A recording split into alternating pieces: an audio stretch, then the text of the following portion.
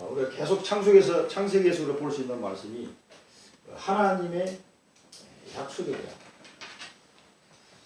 내용이 계속 지금 나오고 있거든요. 그래서 하나님은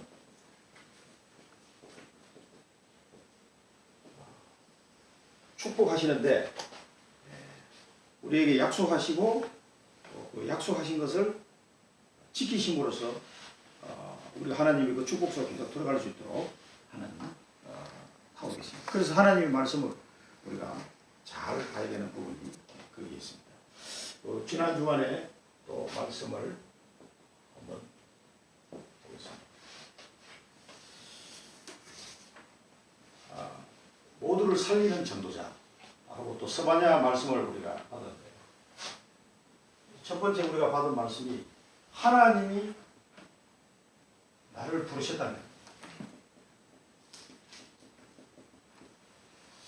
아브라함을 택하시고 또 노아를 택하시고 다윗을 택하시고 바울을 택하신 그 하나님께서 이 시대에 나를 부르시다. 나를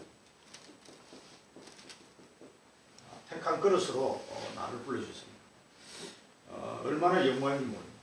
우리가 이 사실 하나만 사실 붙잡아도 우리의 모든 불신앙은 치유될 것이라고 생각합니다. 우리가 지난주에 받은 말씀입니다. 그러니까 하나님의 말씀을 받을 때 나에게 주시는 약속을 받아야 됩니다. 그냥 유목사님 그냥 하신 말씀이 우리가 그냥 들은 게 아니라 유목사를 통해서 주시는 그 말씀이 우리에게 하나님이 언약으로 약속으로 이렇게 주신다. 이 사실을 우리가 알아야 됩니다. 그래서 계속해서 이 창세기에서는 하나님의 약속, 하나님의 언약이라는 단어가 무지하게 많이 나오는데 그래서 우리가 하나님의 말씀을 어떻게 들어야 되며 하나님의 말씀을 어떻게 붙잡아야 되며 이런 것들을 깨닫게 하시는 겁니다. 그래서 하나님의 말씀을 깨닫지 못하면 하나님의 말씀을 믿음으로 붙잡지 못하면 아무것도 할 수 없어요. 그래서 하나님이 우리와 동행하는 방법이 말씀으로 동행하시는 거예요. 하나님이 우리와 함께 하시는 방법이 말씀으로 함께 하시기 때문에 그 말씀이 오셔서 우리의 모든 구원사역을 이루시고 성령으로 우리 마음속에 들어오시지 않습니까? 이 모든 것이 하나님의 말씀에 언약의 말씀으로 다 이루어진 거기 때문에 하나님의 말씀을 잘 봐야 됩니다. 그래서 우리의 시작은 성령의 인도다. 우리의 시작은 성령의 인도다. 그래서 성령의 인도를 통해서 모든 만남을 하나님은 허락하십니다. 그래서 우리가 성령 인도 받기 위해서는 더욱 하나님의 말씀을 귀 기울여야 되고 오로지 기도 속으로 들어갈 수밖에 없는 거예요. 그래서 하나님이 만나게 하시는 모든 만남을 통해서 하나님은 모든 문을 다 열어가십니다. 전도의 문도, 학업의 문도, 사업의 문도 모든 문을 하나님 다 열어가요. 이런 비밀들을 우리가 누려야 됩니다. 그리고 하나님은 문이 닫혔을 때 하나님은 전환점을 준비하신다. 그래서 우리가 생각할 때는 문이 닫힌 것 같고 뭐 일이 안 되는 것 같지만 하나님은 다른 것을 다 준비했다.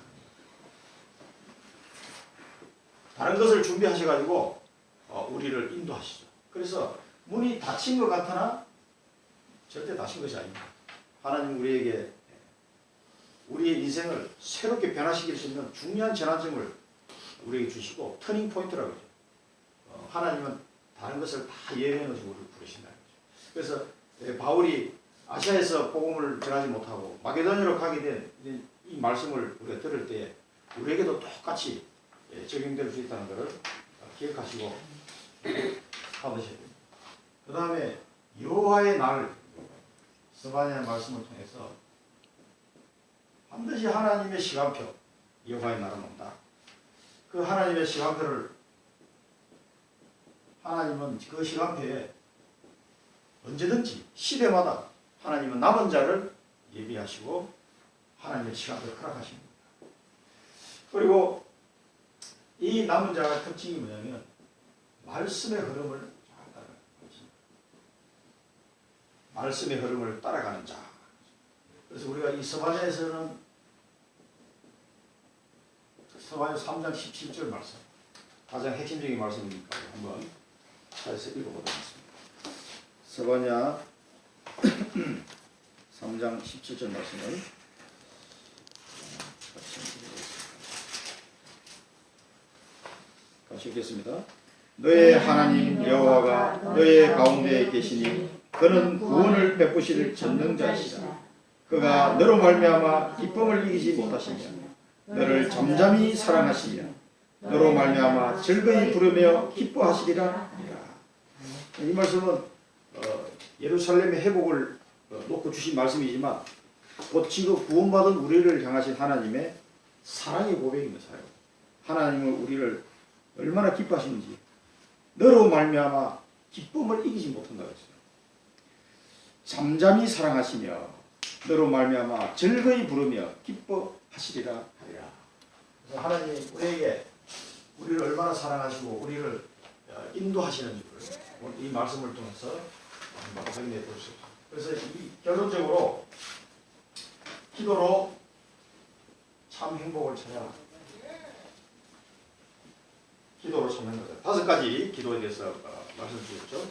감사함으로 말씀의 흐름을 따라 집중해서 치유의 응답 속에서 또 하나님의 말씀이 나의 삶 속에 균형을 이루는 그런 기도.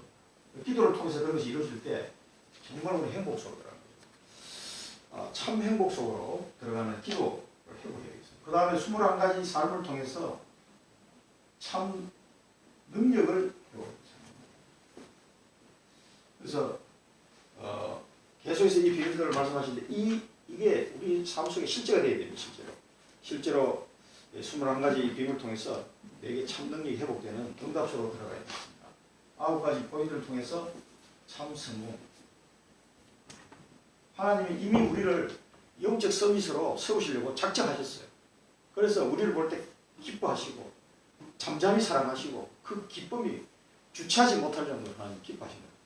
이 구원받은 우리를 통해서 하나님이 이루실 일들을 생각하시면서 우리를 이미 영적 서밋으로 부르신 거예요. 그게 이제 시간 문제지, 시간 문제. 그래서 참된 성공 속으로 하나님을 인도하실 것입니다. 그 다음에 두 번째는 현장에 있는 성도들, 다니엘의 헌신에 대해서 말씀을 받았습니다. 다니엘과 세 친구에 대한 통해서 말씀을 드렸는데 포로로 끌려가는 것이 당연은 왜 포로로 끌려가서 당연은 하나님 떠나서 우상 숭배하고 절대 하나님 말씀 안 듣고 그럼 결과는 뻔한 거거든요. 포로로 끌려갈 수밖에 없어요. 오늘 오전에 이성길부에서 잠깐 말씀하셨지만 그 처참한 이사야서에서 예언했던 그 예언이 그대로 이스라엘 백성들에게 성취되고 말았어요. 그래서 그 성전이 다 무너지고 얼마나 자존심 상합니까? 하나님의 그토록 이스라엘 백성들이 중요하게 여겼던 하나님을 섬기던 그 솔로몬 성전이 그대로 다 이방인들에서 자기들이 아주 시시하게 생각하는 그 이방인들에 의해서 완전히 해파됐으니까 그 이스라엘 백성들의 마음은 이루 말할 수 없는 거죠.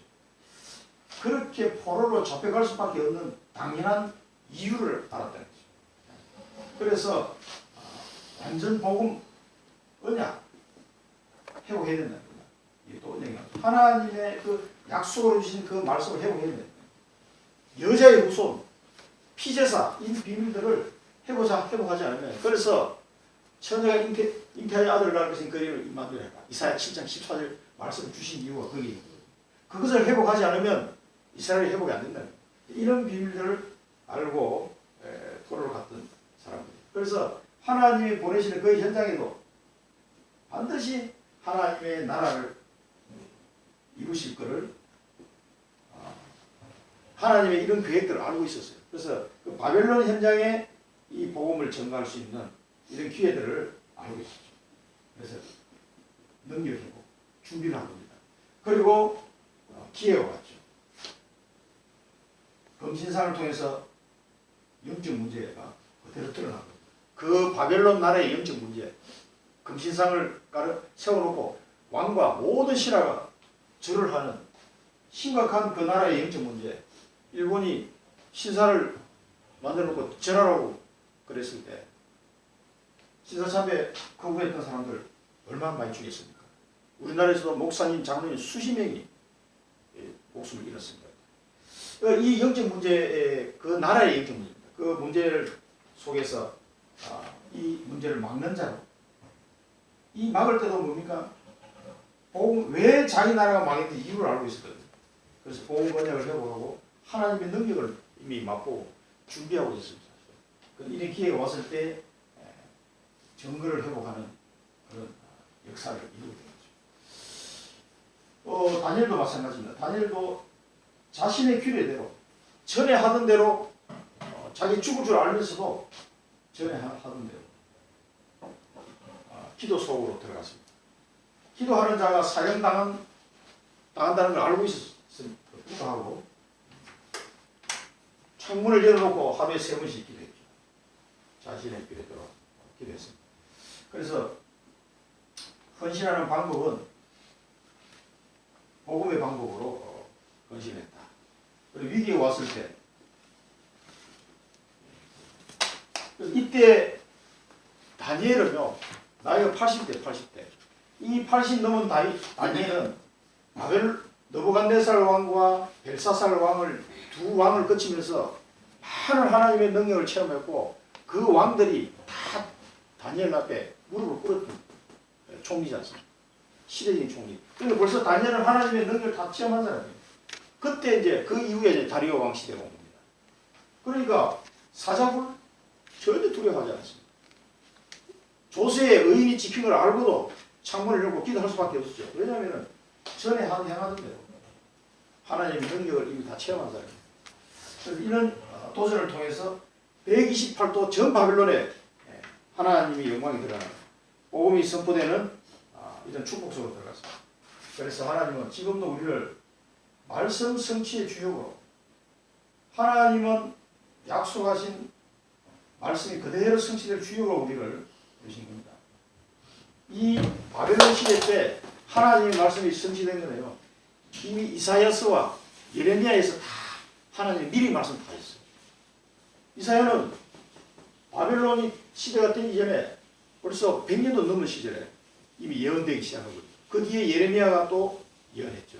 이 이사야서나 예레미야의 그 말씀들이 그대로 바벨론 시대에 다니엘과 세 친구를 통해서 다 성취된 거거든요. 다시 70년 만에 회복될 것이라는 말씀을 미리 다 주셨어요. 망하기 전에. 그 말씀이 누구를 통해 성취된지를 우리는 봐야 됩니다. 이 하나님의 말씀이 지금도 다니엘과 세 친구를 통해서 성취됐던 그 하나님의 말씀이 지금도 이 시대에 하나님 주신 그 언약을 붙잡는 자에게 하나님은 그 사람을 통해서 성취하게 됩니다. 그래서 하나님의 약속의 말씀을 붙잡는다는 것은 정말 중요한 겁니다. 지금 우리가 갈보리산 언약, 그리스도, 감람산 언약, 감람산의 하나님의 나라, 마가다락과 언약, 성령 충만과 땅끝까지 증인되겠다고 하신 그 하나님의 말씀이 나의 약속으로, 나에게 주신 약속으로 부닥쳐 봐야 된다는 거죠. 그게 안 되면은 그 사람을 통해서 성취가 될 수 없습니다. 왜냐하면 하나님의 말씀을 믿는 자를 통해서 하나님의 역사이시기 때문에 꼭 성취하십니다. 그러니까 그 당시에 이스라엘 사람들이 포로로 끌려간 사람이 많이 있었어요. 그러나 그 중에 소수, 그 하나님의 언약을 붙잡은 자, 이사야 선지자를 통해 주신 말씀, 예레미야 선지자를 통해 주신 그 말씀을 나에게 주신 언약으로 붙잡고 믿었던 사람, 그런 사람들이 주역으로 쓰임을 받게 됩니다. 지금도 마찬가지입니다. 이 비밀들을 하나님이, 그래서 우리가 계속 말씀을 받는데 그 말씀을 나의 언약으로 붙잡아야 됩니다. 그럼 하나님이 나를 통해서 성취하시겠다는 거거든요. 우리 세 번째, 우리 강남 메시지에서는 말씀 성취와 하나님의 약속. 그래서 여기서는 하나님의 말씀에 각인 뿌리 체질되도록 해야 된다. 하나님의 말씀. 그래서 이게 반복되는 것 같지만 이 하나님의 말씀을 통해서 내 마음속에 완전히 그 언약이 각인 뿌리 체질을 뿌리 내려버려요. 그래서 우리는 이 언약을, 이 언약의 축복을 누리고 전달하는 사람으로 써야 돼요. 이 언약을 누리고 전달합니다. 그래서 우리 지난주에 30명 시스템 얘기를 하셨죠. 그리고 네 번째는 화요 집회에서 제가 하신 말씀입니다. 화요 집회에서 간단하게 보면 개인 기도와 각인 뿌리칩니다. 개인 기도. 여기서 개인 기도와 각인 뿌리 체질에서는 복음의 실제를 못 누리고 있다는 거예요. 복음의 실제를. 그래서 이 복음의 실제를 누리는 기도 속으로 들어가야 된다. 그래서 복음의 실제를 누리면 실제로 이게 누리게 되면 어떤 현상이 벌어지냐면 사도행전 1장 1절 3절 8절로 답을 주는 사람이 됩니다. 그래서 이 복음의 실제를 누리고 아까 말씀드린 갈보리산, 감남산, 마가다락과 언약을 내가 만나는 그 사람에게 이 세 가지 언약을 통해서 답을 줄 수 있어야 돼요. 답을. 왜 인생 문제는 많지만 답은 한 가지잖아요. 그래서 이 언약으로 답을 주는 사람. 그래서 우리 개인 기도 시간을 통해서 복음의 실제를 내가 누리고 이 세 가지 언약을 통해서 인생의 답을 주는 누구든지 만나면 이 답을 줄 수 있습니다. 어마어마한 거죠. 어마어마한 거죠. 그래서 하나님의 말씀은 어마어마한 거예요. 굉장히 축복이고 어떤 상황에 처했던 사람이든 답을 줄 수가 있습니다. 그리고 두 번째는 우리 교회의 기도와 각인불이 있습니다.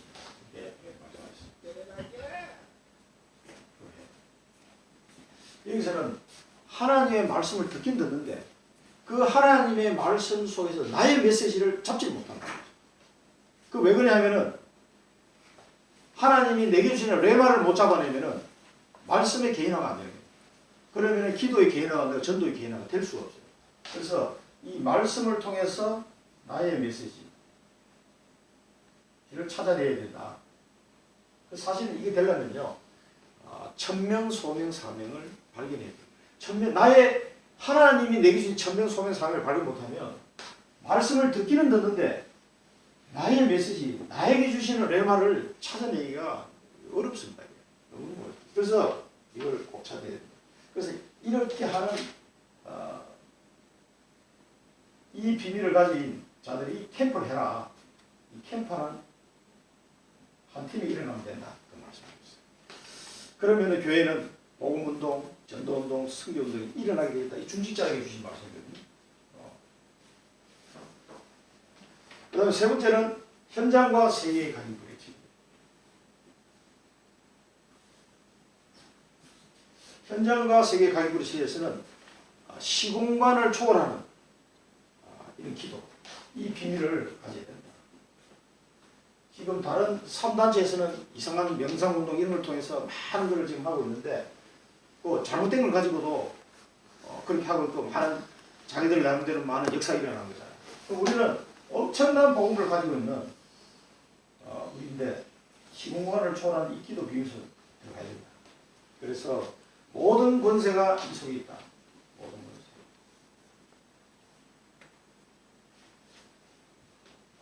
그래서 우리 기도의 비밀을 통해서 하나님이 이미 우리에게 주신 이 놀라운 축복들을 누려야 됩니다. 그래서 시공간을 초월하는 이 기도의 비밀을 우리가 먼저 누리고 영적 싸움을 해야 되겠습니다. 7 치유에 대해서 말씀하셨고요.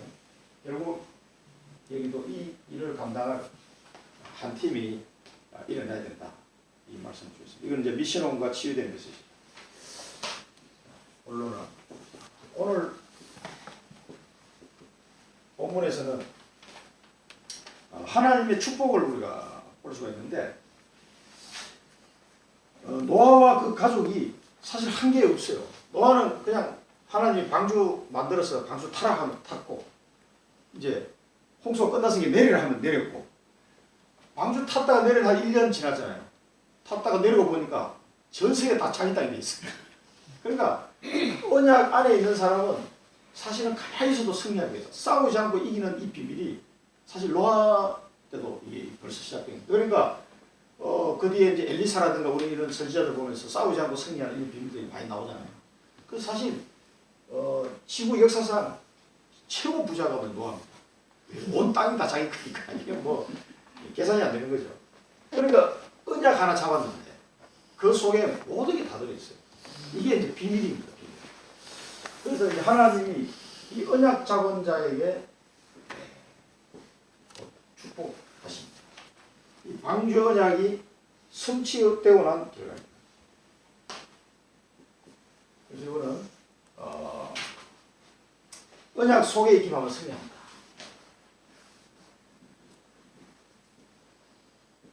언약 안에서.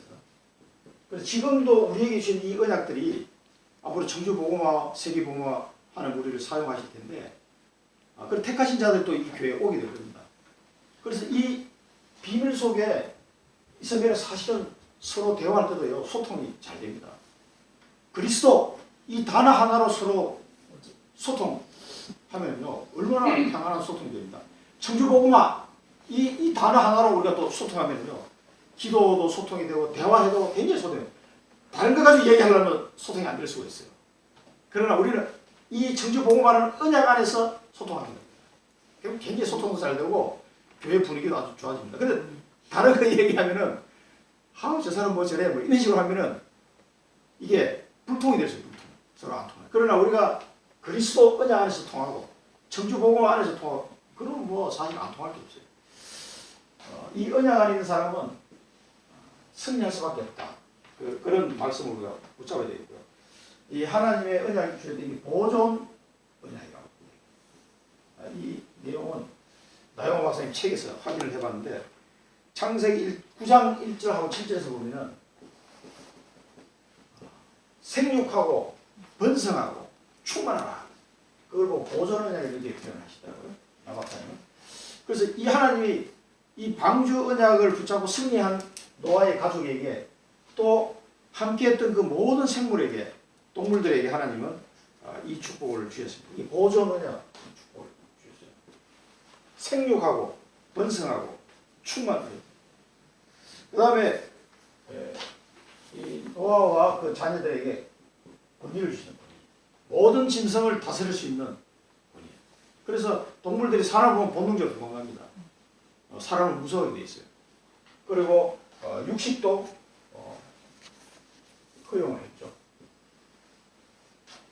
그러니까 이제 육식도 하는 것이 하나님의 이 섭리, 현재 시대. 그러니까 홍수 전에는 육식을 하지 않았지만 지금은 너무 채식주의만 주장하는 것도 별로 안 좋은 거예요. 사람 이 환경과 신체 구조가 지금은 이제 육식도 하면서 살아갈 수 있다는 허락하십니다. 그래서 모든 짐승을 다스리는 권위를 주셨고요. 그 다음에 이제 그러면서도 금한 것입니다. 근데 이 금한 것, 금지한 것인데 금지한 것이 이게 축복이에요. 하나님 뭘 또 금지했지, 축복이라면서 뭘 금지하셨나 싶으시면 금지할 것은 금지하는 게 축복입니다. 피째 먹지 말라. 피째. 피는 생명이다. 생명인데 피째 먹지 말라 그랬고, 살인 이 부분에 대해서 하나님의 형상을 닮은 존재는 그 사람의 피를 흘렸을 때는 그 사람의 피로도 찾겠다. 그래서 이 살인에 대한 부분을 말씀드렸습니다. 그래서 금지한 것입니다. 하나님의 형상을. 근데 사실은 이 하나님의 말씀 지금 지키십니까? 수도 없이 길정남도 살해당했는데 그 사람 죽이는 것은 무슨 파리 목숨처럼 그렇게 하나님의 말씀을 그 사람 한 명이 죽이는 게 아니라니까요. 하나님의 말씀을 정면으로 거부하는 행동이에요. 살인이라는. 그러니까 이 피값을 그 사람 손에서 찾겠다는 겁니다. 이 무서운 말씀이에요. 그러니까 하나님의 말씀을 만월히 여기는 시대가 되어가지고 굉장히 우습게 보는 거죠. 이 하나님의 말씀을. 그런데 하나님은 그 사람의 피값을 흘린 자의 손에서 찾겠다고 하셨기 때문에 굉장히 하나님을 잘 거예요. 그 다음에 하나님은 새로운 언약을 주셨습니다. 새 언약이다 이렇게 말씀하셨습니다. 이 이제 무지개 언약인데요. 무지개 언약인데 이 무지개 언약에는 굉장히 중요한 의미가 숨어 있습니다. 홍수로 다시는 홍수로 멸하지 않겠다. 이제 이 내용을 주신 건데 노아와 그 아들들 또 그 모든 짐승들에게 다 준 겁니다. 그래서 다시는 홍수로 멸하지 않겠다. 다시는 홍수로 모든 땅을 모든 생명을 멸하는 것을 내가 하지 않겠다. 근데 재밌는 거는요. 그 약속의 증거로다가 무지개를 딱 주셨어요. 비가 오고 나면 무지개가 쫙, 우리 어릴 때는 무지개를 참 많이 봤는데 요즘에는 무지개 보기가 쉽지 않거든요. 그 이제 공기가 오염돼서 이게 잘 안 보인다고 그러더라고요. 무지개가. 근데 하나님이 이 무지개를 딱 펴가지고 비가 오고 난 뒤에 구름이 땅을 덮었을 때 그 무지개를 보면 내가 한 약속을 생각나게 해요.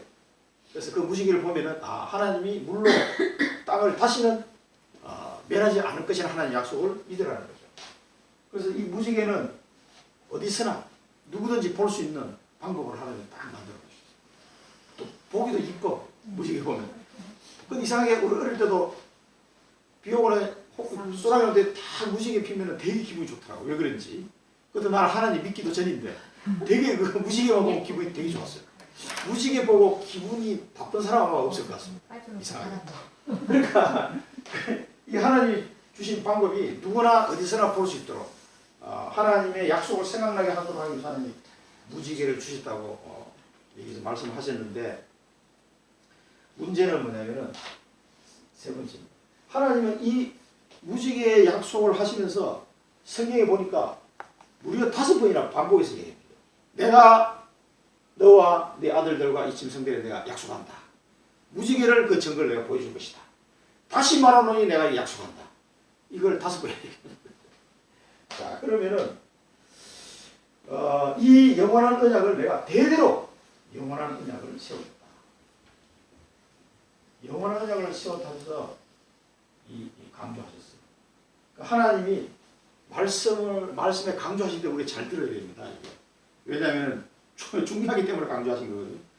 근데 이 무지개 언약이 평화의 상징이라고 합니다. 평화라는 그런 뜻도 있다고 합니다. 그래서 사실은 서말신 박사님 얘기 들어보니까 이 무지개가 표현이 영어로 이제 레인보우로 번역이 됐지만 실제로 원어를 보면은 이 무지개가 아니라고 얘기하시더라고요. 정확하게 이제 한국말도 영어에서 이렇게 하다 보니까 그냥 무지개로 표현했는데 하여튼 우리 그걸 무지개를 하는데 하여튼 정확하게 그 뜻은 아니라고요. 그 원어로. 그런데 단지 하여튼 그 의미가 인간과 하나님 사이에 평화를 상징하는 그런 단어예요. 이제 하나님이 멸하지 않겠다 하는 그런 평화의 상징입니다. 그런데 하나님 이걸 굉장히 강조하시는데 이 강조한 하나님의 약속을 사람들은 잊어버려요. 또. 언제 잊어버리는 게 나오냐면은 잊어버린 결과가 나오는 게 바벨탑사. 왜냐하면은 바벨탑 다음 주간에 바벨탑사를 하겠지만 탑을 벽돌 쌓고 역청으로 만들어가지고 하늘 끝까지 올리자 그랬거든요. 왜 하늘 끝까지 올리겠어요? 하나님 또 물로 심판을 올라가 싸겠다 이거지. 이제 하나님 물로 해놓을 때 우리는 살아날 수 있어요. 하나님 없이도 우리는 잘 살 수 있어라는 사상이 깔린 게 바벨탑 사건입니다. 이게 하나님을 대적하는 사건입니다. 그러니까 이 무지개 언약을 하나님이 이토록 이 구장에서 강조를 5번이나 했어요. 그렇게 강조하는 이유가 잊어보지 말라고 강조하신 거예요. 그런데 홍수를 기억하지 못하는 후손들이 태어나잖아요. 홍수를 이제 직접 못 본 후손들. 바로 문제 터집니다. 그러니까 이걸 잊어버리면은, 그러니까 우리가 뭐, 이 자라 보고 놀란 가슴, 뭐 소뚜껑 보고 놀란다고. 사람들 가슴 속에 이게 트라우마 이런 게 남아있는 거예요. 그리고 성경에 가만히 보면은 그게 후손들에게 지금 나타납니다. 이제 벌써. 그래서 하나님의 말씀은 그래서 우리가 잘 들어야 되는 거예요. 바벨탑 사건을 통해서 인간이 가지고 있는 그런 어떤 상처 있잖아요. 그 홍수를 해서 얼마나 놀랐겠어요. 그 얘기가 후손들에게 이제 전달, 야, 그때 홍수가 나가지고 다 죽었어. 그 얘기가 전달된단 말이에요. 그때 이게 남은 이 상처가 전달이 되면요. 후손들 속에 이 트라우마가 나와가지고 그게 은근히 불신앙으로 자리 잡아. 그리고 바벨탑 사건이 가는데 사단이 인간의 그 치유되지 않는 상처 트라우마를 이용해가지고 사단이 공격해 들어온다니까. 거기에 이용당하는 거죠. 사단은 그걸로 들어옵니다. 그래서 이 상처가 치유된다는 건 너무 중요해요. 그 상처 치유는 하나님의 약속, 하나님의 언약을 통해서만 이게 치유될 수밖에 없어요. 그래서 하나님이 계속 강조하는 거예요. 창세기 9장을 묵상하면서 하나님 왜 이토록 무지개 언약을 이토록 강조하셨을까? 근데 뒤에 보면 이제 이 노아의 실수가 나오면서 벌써 거기서부터 드러나기 시작해요. 네, 다음 쪽 보겠습니다. 세 번째 보면은 노아의 실수가 들어요. 노아의 실수. 노아도 실수하지만 함도 실수해요. 함.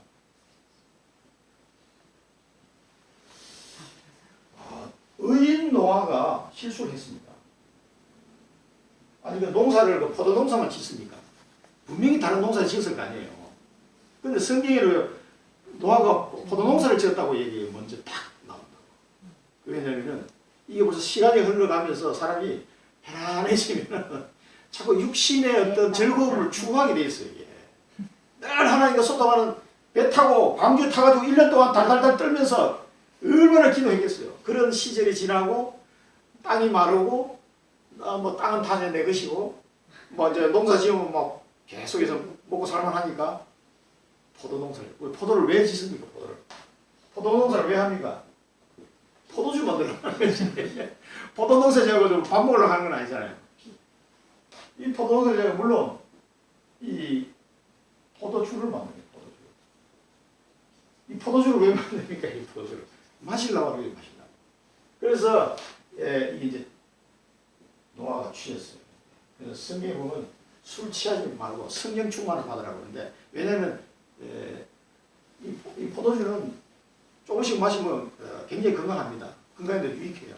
그리고 신약 성경에도 보면 그 바울이 얘기하잖아요. 저희 디모데에게 포도주 조금 마셔라. 건강을 위해서. 그래 이제 이게 프랑스 사람들은 그것 때문에 이게 그 중풍이 안 온다고 그러잖아요. 이 포도주, 적색 포도주를 이제 한 잔씩 마시면 좋다고 그러는데, 그런 정도가 완전 취해버리는 문제지. 그때 너무 많이 마셔가지고 완전 취해가지고 얼마나 막 몸에 열이 나서면 홀라하고 잠을 잘 정도로 그렇게 실수를 하게 된 거죠. 이 노아는요, 우리가 단순히 볼 때 그냥 노아 이게 아닙니다. 노아는 이 당시에요 제사장이에요. 아무도 없어요. 선지자입니다. 하나님의 말씀을 전하는 선지자예요. 그리고 그 가정이 딱 그 가정밖에 없기 때문에 그 가정의 리더면서도 어떻게 보면 왕적인 역할을 하는 거고, 왕이에요, 왕. 가정이 2개밖에 없으니까.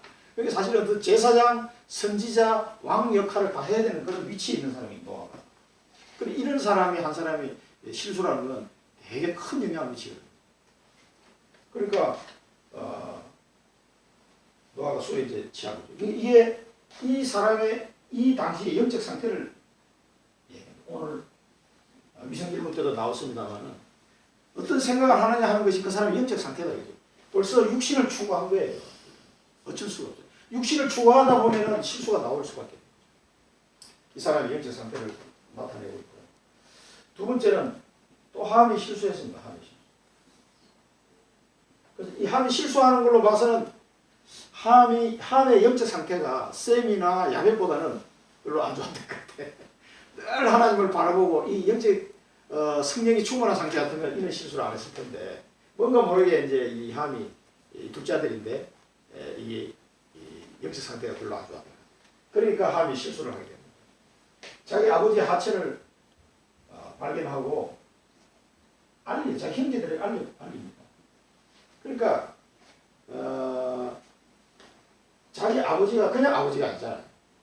하나님의 제사장이요 선지자의 왕입니다. 자기가 육신적으로는 아버지지만. 근데 이제 그런 부분들, 그리고 이 알리는 것도 맞는 말인데 함이 자기 아버지 실수를 보고 자기 형제들한테 얘기하는 맞는 말이지만, 그게 맞는 말이지만 말을 하지 말아야 될 때가 있다. 맞는 말이라도 안 하는 게 좋을 때가 있어요. 맞는 말이라고 다 하면은 실수가 나와. 그래서 우리가 뭔가 말을 할 때는 한 2달, 3달 정도 기도해보고 말하는 게 좋습니다. 특히 교회 안에서요. 그런 게 굉장히 필요합니다. 저는 신앙생활 하면서 9년 동안 말하지 않고 기다린 적이 있어요. 9년 동안. 9년 동안 말하지 않을 때가 제가 말한 적이 있습니다. 어떤 분한테 말씀을 드릴 때 9년 동안 기다렸어요. 기도하면서. 굉장히 오래 안 기다렸습니다. 근데 그 기다릴 필요가 있다는 거예요. 그 금방 듣고 이렇게 얘기하면 우리가 실수하기 쉽습니다.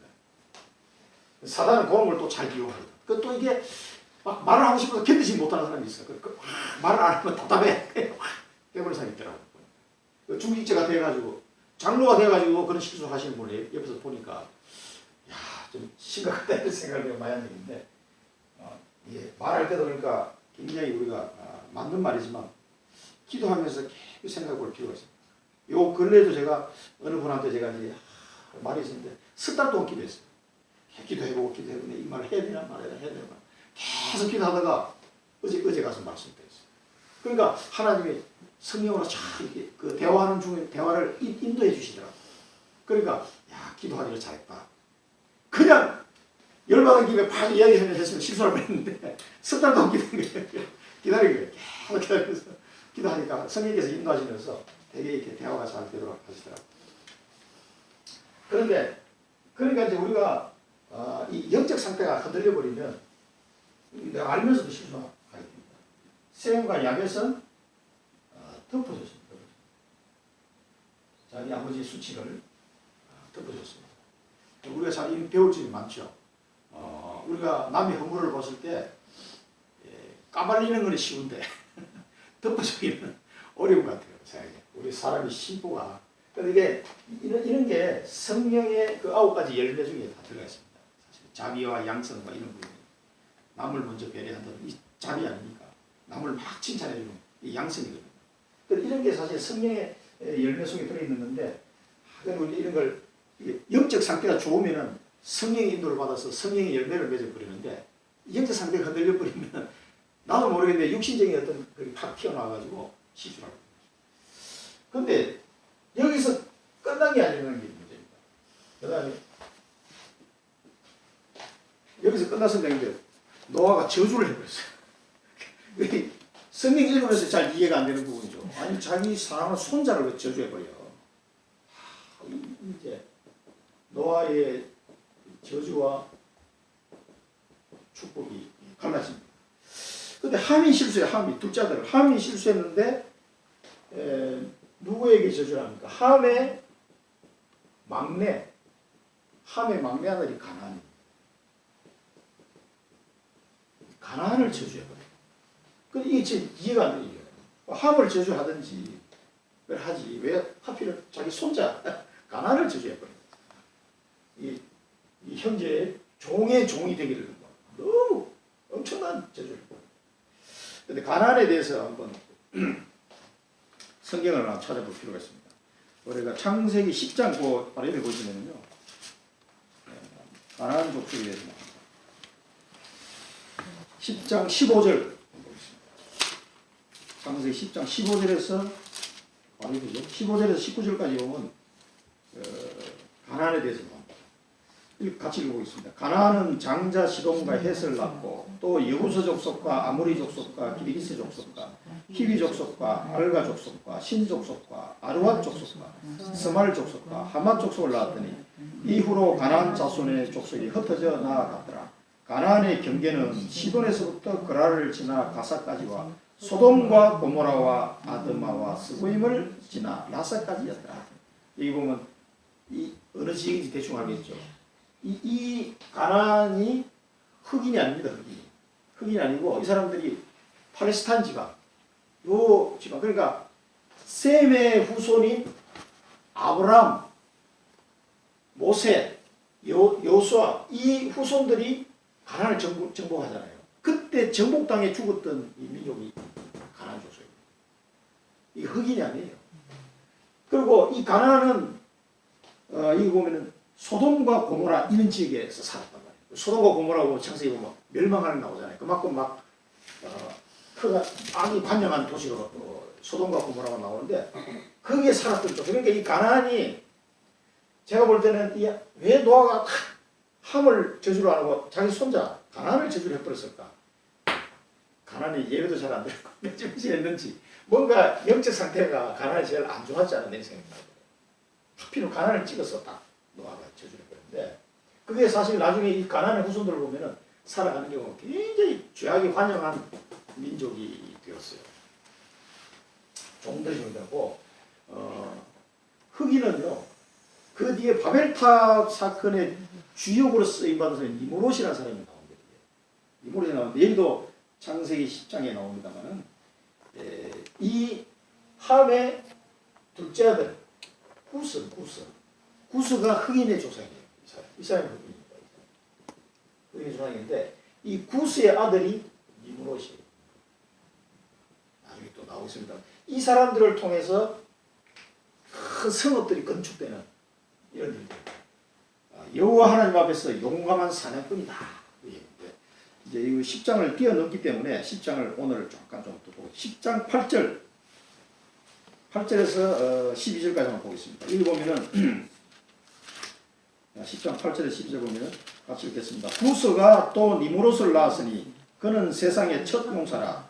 그가 여호와 앞에서 용감한 사냥꾼이 되었으므로 속담에 이르기를 아무는 여호와 앞에 니무롯같이 용감한 사냥꾼이로다 하더라. 그의 나라는 시날 땅의 바벨과 에렉과 악각과 갈레에서 시작되었으며 그가 그 땅에서 아수르로 나아가 니느웨와 르호보딜과 갈라와 및 니느웨와 갈라 사이에 레센을 건설하였으니 이는 큰 성읍이라. 이 큰 성읍들을 만드는데 여기 보면 이 바벨이라는 지명이고 이 바벨탑 사건이 터졌던 그 도시. 이 용감한 사냥꾼이라는 말은 그 서마실 박사님 해석을 들어보니까 아주 그 잔인하고 그런 사람을 표현해요. 난 용감한 사냥꾼이어서 그냥 사냥을 잘하는 사람인 거 이게 생각이 이게 아니라 그 인간 사냥을 잘하는 거지. 잔인하게 사람을 막 죽이고 막 이런 사람 있잖아요. 사냥도 잘하지만 막 전쟁에도 잘 이기고 막 이런 아주 성격이 아주 잔인한 사람. 그래서 이런 사람들이 큰 성읍을 만드는 이런 어떤 건축이나 이런 것도 이미 발달해가지고 이미 이때 큰 성읍을 만들었던 사람이에요. 그러니까 바벨이라는 도시에서 나중에 바벨 탑을 만드는 이런 일이 벌어집니다. 이게 전부 다 뭐냐? 함의 후손이에요. 그러니까 함의 후손을 보면 아버지의 영적 상태가 자식들에게 그대로 전달된단 말이에요. 이게. 그러니까 함이 실수도 했고 그냥 단순히 육신적인 실수가 아니라 이 사람이 가지고 있는 영적 상태라고 저는 봅니다. 그리고 특히 가나안이 그런 어떤 영적 상태가 굉장히 안 좋았던 것 같아요. 그래서 저주를 받았는데 이런 종이도 그거 구수도 마찬가지. 이런 일들이 벌어지게 됩니다. 그러나 셈은 축복을 받았는데 어떤 축복을 받냐면 그래 같은 아들인데 같이 홍수를 본 사람들인데도 이렇게 갈라지기 시작해요. 그리고 홍수를 보지 못한 후대들 가나안이나 이런 구스 같은 이런 손자때 와가지고 벌써 까마득하게 잊어버리고 언약하고 저 멀리 그냥 가버리고 이런 일이 벌어지게.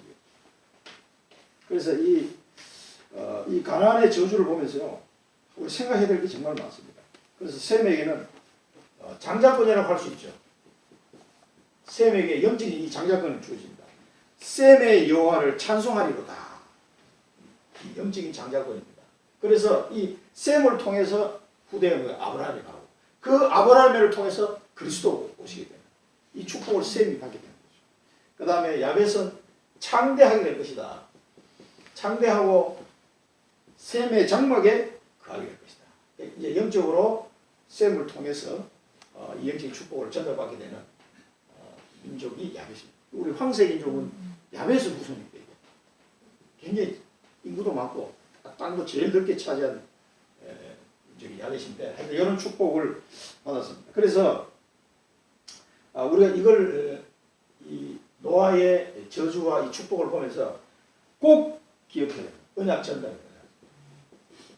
이게 벌써 홍수를 같이 겪었는데도 함이 벌써 저런 영적 상태가 실수하게 되고 또 그 후대에 태어난 홍수를 알지 못한 세대가 태어나니까 벌써 이거 하나님을 경외하지 못하고 하나님 말씀을 만으로 여기는 이런 모습들이 나타나기 시작합니다. 그건 뭐냐면은 이 사람이 막 많아지니까 흩어지면서 민족들이 흩어져 갔을 텐데 그러니까 자기 부모로부터 언약 전달이 안 되면요 누가 전달해 줄 사람이 없어 이때는 다른 그 전도자가 없었으니까 그러니까 이 가정교육이 굉장히 중요한 시대입니다. 가정이 곧 교회였으니까 이때는 언약 전달이 안 되면 그 후손들이 다 죽는 거예요. 그래서 믿는 부모를 만났다는 것은 대단히 축복인 줄 알아야 됩니다. 이게 결론입니다. 오늘 우리가 창세기 9장을 통해서 꼭 붙잡아야 될 말씀은 언약 안에 있으면 승리한다. 이게 또 말씀입니다. 언약 안에 있으면 그냥 가만히 있기만 해도 승리. 뭐 어려운 것도 없어요. 그냥 언약 안에 있으면 승리. 뭐 별로 어려운 거 없어요. 우리가 지금 우리에게 주신 이 언약을 잘 붙잡아야 됩니다. 잡기만 하면 싸우지 않고 하나님이 승리하게 하실 겁니다. 그 다음에 언약을 놓치면